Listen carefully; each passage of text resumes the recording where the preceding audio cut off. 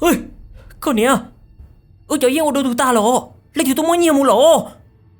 giờ lên tới cô cho yên ô cho hấp lọt ta lọ nô nói của tụi mấy tuổi hay tiệt chúng nó có ít lệ thế lý tôi một trong bảy của trẻ xưa này nè giờ hay tiệt tôi hay rong rong lại họ chỉ nhẹ nó lọ nô nó chỉ bây giờ ô cái trái trâu cho đầy tôi xa nữa chỉ hai con này sẽ được bao hay tiệt giờ hai tiệt bé trâu cho để họ đầy tàu tôi xa nữa lọ chỉ tôi xa nữa như chú trâu gì nha theo chú trâu plua còn nhá chọc lờ nữa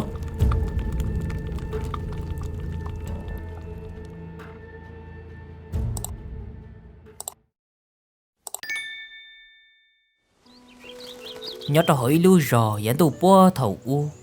cho giống ngõ nè gì tôi lên gì chỉ lúc bây hoa chỉ vả chạy nó nhớ cho xong tờ chỉ có nè gì của cho tôi ít thà thế gian của lò thế rong cơn gạo chỉ cho lúc xì hở thổ cho dân đỡ rong lại chỉ có nè gì nhưng cháu sẽ một lại cho này dân đỡ cơn gạo li chỉ có nè gì tôi một lại tôi ở bên nhỏ nung chỉ thì tao ở bên tay dân của non tao cơn gạo cho này dân lúc chạy thồn tờ chỉ giới giả khổng mong cây sắp lầu li cho là mùa chua kho mò là cô rong cơn gạo lấy cho mùa mùa bảo nhia là cô tông tàu cơn gạo li thia chỉ thòng có nè gì tới một lại tôi cho này dân đỡ lò chuyện cỡ thì liên ca cho là một chia cho hậu chế thì liên ca cho là một giải chia cho họ át ra để có lúc giả bự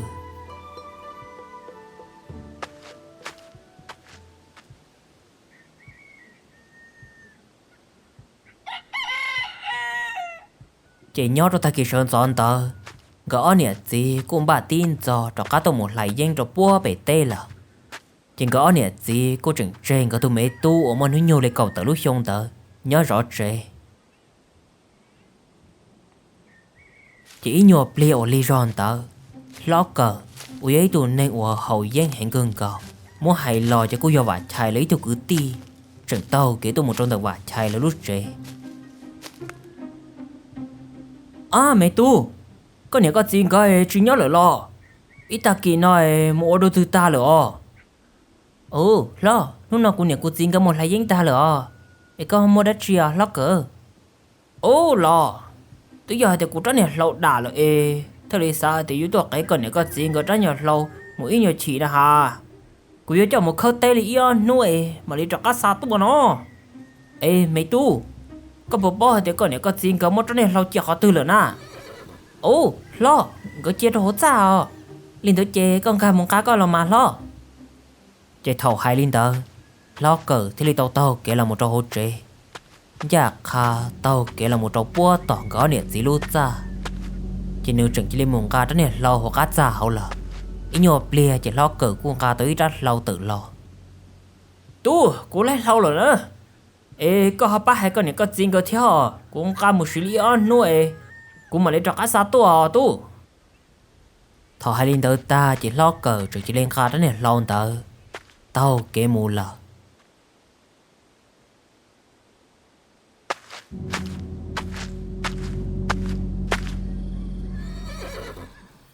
chỉ lúc gì hở tức cho yêu trống tuần tờ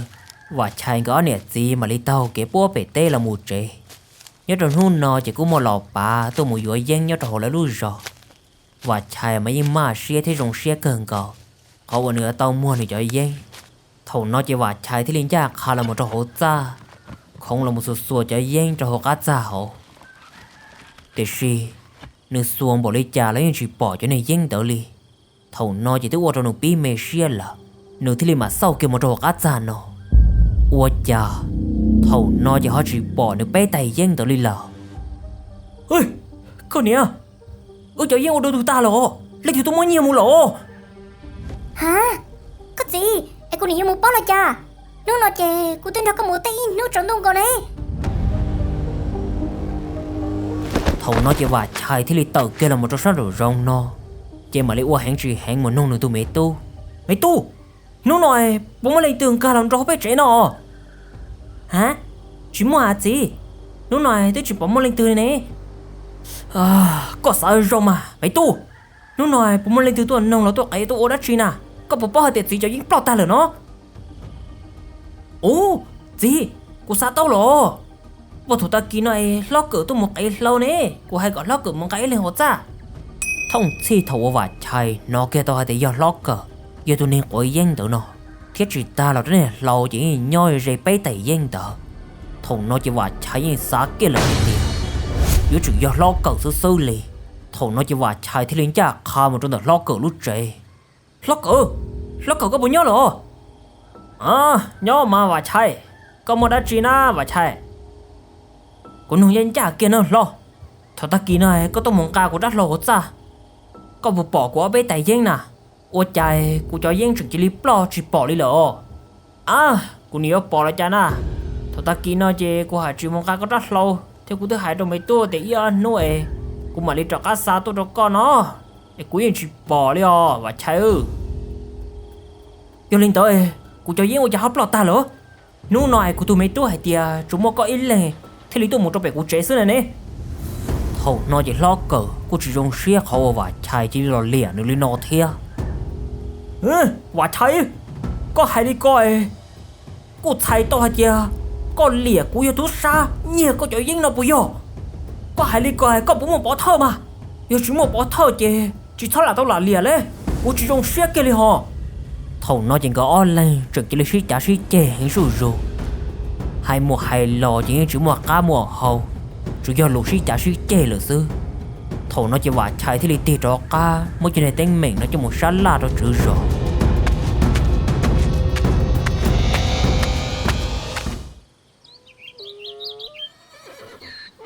chỉ nhớ trong hôn tờ thời gian ở trọng tu chỉ tôi chữ rõ thì đi hú tan cho gì trẻ họ lũ rõ nó tôi một sát la của hai linh đó nữa nên sẽ sợ đời lúc nào chỉ vạch chạy cho nên hiến plò lờ chỉ bao hai tiếng lên thì tu sai mới nhiều mù nhớ cho họ lúc rõ nó lo bé sợ đời chỉ giờ tay cứ tay tỉ xưa cũng chỉ xa cả bé một tay mình cũng xó lò thia giờ hai tiếng lên từ họ tao mới nhiều mù lỡ chỉ thâu bé nút toàn đây nó còn cả một xa tua nữa giờ hai tiếng chỉ cái ra xa tôi một trong vạch chạy chỉ có một xa tôi trong cũ nữa cũng giờ này tôi chữ rõ cũng hiện cho anh chừng giàu thế giờ hai tiếng mất xa tôi ổn tay bé nút từ nó chỉ bây giờ chịu ốp lâu ổn tu cho tôi san tờ ai chuột thọ còn đã mất chuyện này yên là xa tôi sư chỉ thầu tôi chữ rõ hai linh đỡ ta chỉ là thế là suy phai cho các là một nhiều và nhiều chế ta là thì gì thầu và chạy là một trên tờ chỉ nên tiêm một trên trống một trên một đu gì cho lo cờ nên tranh là hai tia lo cờ chỉ chủ do tôi xa ở tôi một nhiên để cho dân số xử lý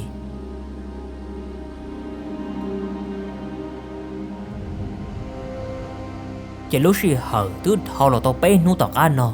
nói chuyện muốn lên tường cả cho dân cho một trâu vải chạy là do hai tiền cá tôi một trâu chữ rò lên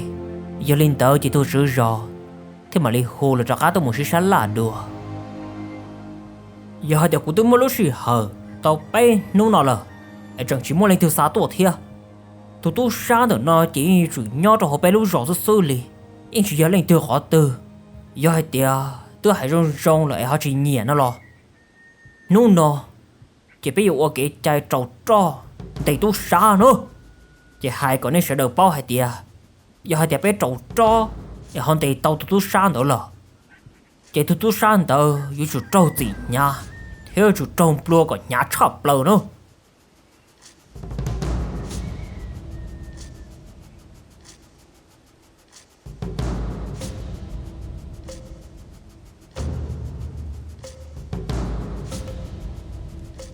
thầu nó chỉ tôi rửa rò thế là một hồ tới tôi dự tí lâu lâu ôi ấy tôi chỉ cho đa nhớ đầu lú rò nó tôi muốn ra cái chai nó thầu nó chỉ tôi dự tin tao thế là hai gọi là tanh lúc này gì à thiếu một chuyện này tròn bùa chứ là lý thâu của cú mồm bầu chỉ thầu nó chuyện này tròn bùa chỉ em bầu bị bông cú gần cậu đi là thầu nó chỉ tôi dự tin tao thế là thành chua ôi chua khởi công hù đá cho là giết gì nhưng mà lấy trở kỹ luôn nè tông đa cho lọ tí bỏ kia cho luôn nè gì cho họ chỉ luôn nè tông đa đỡ dinh to một trò cái gì là nông nó giờ đã lên từ giờ tôi sao nhẹ cho dân tôi là cái thầu trâu tê một trò cho trò nó chỉ cho trâu từ đó yếu tao là một cú nữa sao tệ có cú nhớ ta đi nữa tiếc gì giờ để lên từ chỉ tu sa một lúc xuyên chán chỉ thầu nữa sao tệ trâu một trâu lúc giờ trâu nó rồi nữa sao tệ gì ở chữ ô li chả chữ cô li cho này kia trâu tròn để tu sa nó chỉ ở chữ ô trâu li nó yếu chữ mỗi yếu sao tệ cho là một trâu cho nên để tiền tới san tờ chỉ mà lấy cho là một trâu cho nên trâu cô họ lúc gì theo mua lúc này tông đa hậu tử lọ giờ để lên từ mua tàu chỉ xài tàu thì giờ tôi nên chán chị thì sự giờ để lên từ mua chỉ tàu chỉ xài tàu thì tôi đỡ yếu chữ giờ tôi xa xứ lì chỉ thầu nó ở lấy trâu tây một trâu lúc giờ trâu thì tiền là ở đây chỉ gì chế cái lên cái tàu ở chỉ bao đã chín tàu ở整cái lên chai này thì tính mình biết tôi chỉ bao đã chín à yếu chưa có biết trâu tây tôi đi chả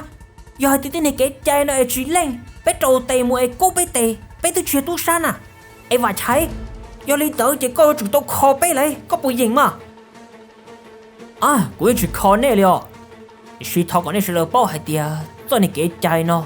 mà này lên hình giờ thì này chưa tu san chỉ chịu ô li chả liệu là na giờ thì biết trâu tây mua lại sợ hai tia biết chịu ô li chả cô thay tôi hai tia có tuần được có lìa biết chứ giờ lên tới chỉ coi chúng tôi khó biết theo họ cũng chỉ dạng khó này nè để suy này chỉ thắt thở tao bên kia tao tu san được rồi chỉ mà đi hai cái tu san được khó này lên rủ sư chỉ thầu là suy lên lù lên tới ta tôi giờ chỉ lâu lâu ở giờ tôi chỉ cho đan tờ thiên mà lý do tôi là một trâu tẩy uốn tê thầu nó chỉ tôi giờ chỉ lâu lâu tờ mà lý chế tẩy một muỗng kia lúc này tông đá hoặc cái gì từ lò cho lọ trà trong lọ sợ đầu sai thầu nó chỉ tôi giờ chỉ lâu lâu tới sát tệ chỉ bỏ ô li trà li thầu nó chỉ ô đâu cho gì chơi sợ đờ mấy chỉ tông trên kia li thiết tông trái cơn gò chỉ thầu nó mà đi tả chữ rò là một trâu tệ thế cho tu lùa thế cho gì chơi mà đi là một trâu tệ ít tu rù thầu nó chỉ cho nên là một trâu tệ uốn tiền tao cút trâu tao thua tù cô chỉ bỏ đi trả thia chỉ thi nó mà đi tả lót cò là một trâu tệ hồi giờ trò họ thầu nó chỉ nên chuyện trai đã trì li chỉ nếu chẳng chỉ tê là một chia vặt trai vặt trai có chùa có lúc ở muốn chia trong nữa có phèn lìa thiết sai thì cứ tu sa su li nếu nó chỉ có nhiều bao họ tranh hạt tia cũng chia tu sa đâu nữa sai có rung nữa thầu nó chỉ lo cò thì là một trâu tệ kia rồi hú để gì à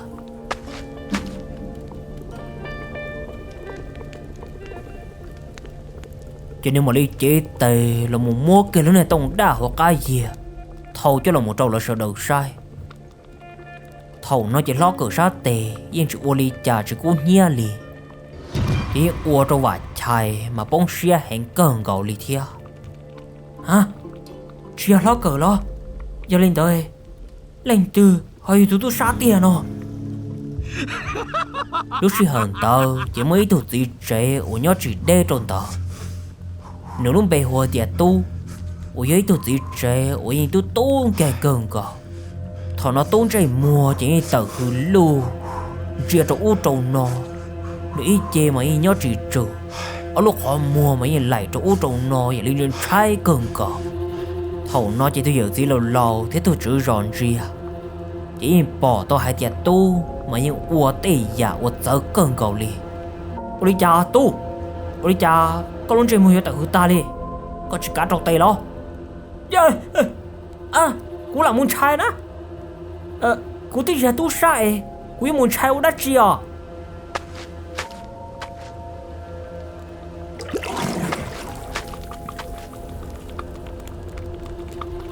thầu nó chỉ tu trực chỉ li ô xe tàu khờ ai lo họ mua trên nô trực chỉ li trâu tây một kia trò hội về trò hộ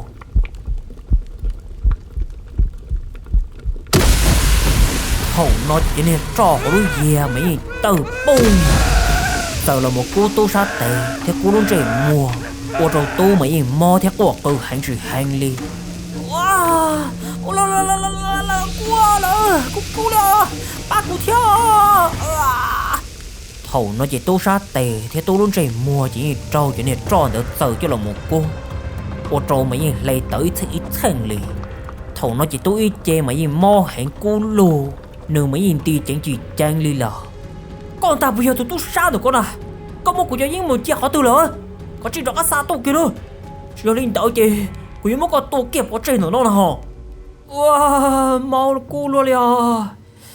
cô thoát gì à cô thầu đó cô lên hai tia cô yên tụi tôi sáng nhiều cái chơi với lò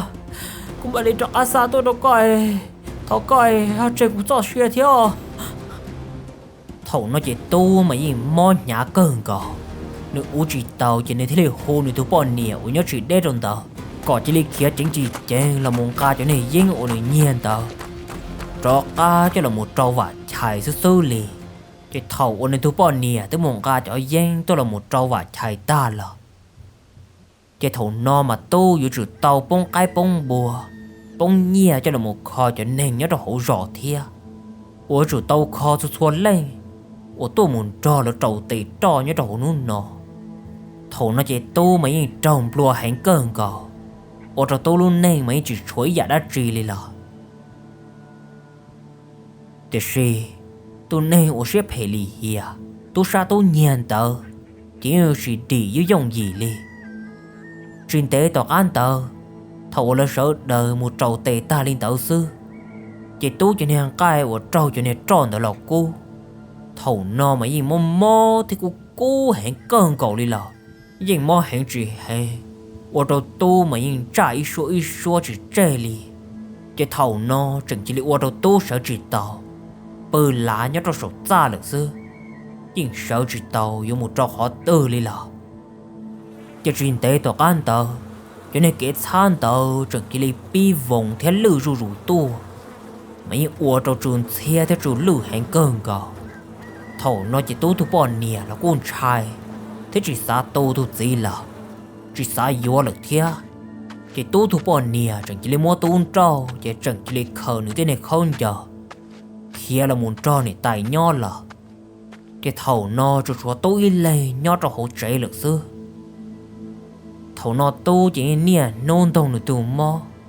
thế nên tu sẽ hẹn cơn gạo li chỉ mua in lệ ở dưới luôn nữa giờ do nó tụi bọn nè kia lò chẳng cho nữ chơi kia một lực thia chỉ tu luôn nè xuân cha xua cua chỉ chân trả cho nên rơi giòn tờ chỉ nó tu luôn nè xua cua hỗ trợ tu thì sự u lý cha trên tế tọt an tờ tàu ở bên nô tọt an tờ sư chỉ lâu chẳng chỉ lấy chuyện nó tu ở xua xa lì lò chỉ thầu nó là sợ đờ thế mà lấy suy sao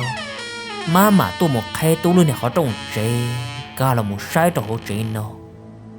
lỡ mà lấy mà là một sau cho tỏ ra nó ôi chà tu chỉ từ đầy tua nhớ trò hỗ trợ ý lên là chơi do thì người tu xia thêm món này cho nên kế xa nó đâu là chỉ nửa thì lại ôi xia tua mù rong đùa